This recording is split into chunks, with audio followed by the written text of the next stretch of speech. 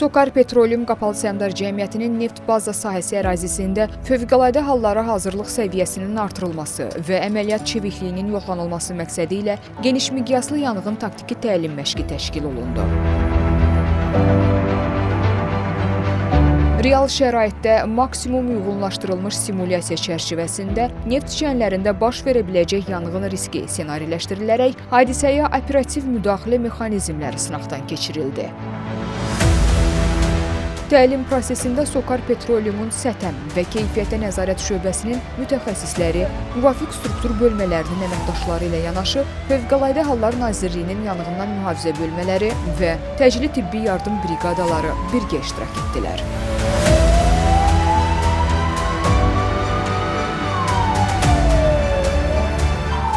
Baza sahələrində hər nə qədər də təhlükəsizliyə ciddi riayət olunsa da yanğın və partlayış halları istisna deyil. Fövqəladə hallarda isə hər anın öz hökmü var. Bu hökmləri müsbətə doğru dəyişməyin yeganə yolu isə öncədən təlimlərin keçirilməsidir.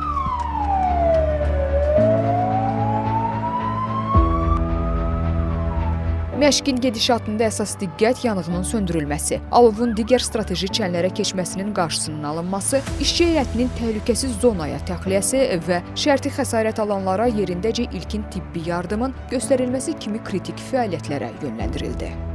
Təlim məşqləri bizim texniki təhlükəsizlik sistemlərimizin dözümlülüyünü yoxlamaqla yanaşı, həm də komandamızın ən çətin anlarda çevikliyini də artırır. Bugün isə bizim əsas hədəfimiz alovun yayılmasının qarşısını dərhal almaq, əməkdaşlarımızın təxliyəsi, həmçinin şərti xəsarət alanlara yerindəcə operativ yardım göstərməkdən ibarət idi. Bildirim ki, əməkdaşlarımızın həyatı və ətraf mühitin mühafizəsi SOCAR Petroleum üçün əsas prioritet məsələlərdən biridir və bu cür praktiki hazırlıq tədbirləri də bizim qəza risklərinə qarşı hazırlıq səviyyəmizi daha da artırır.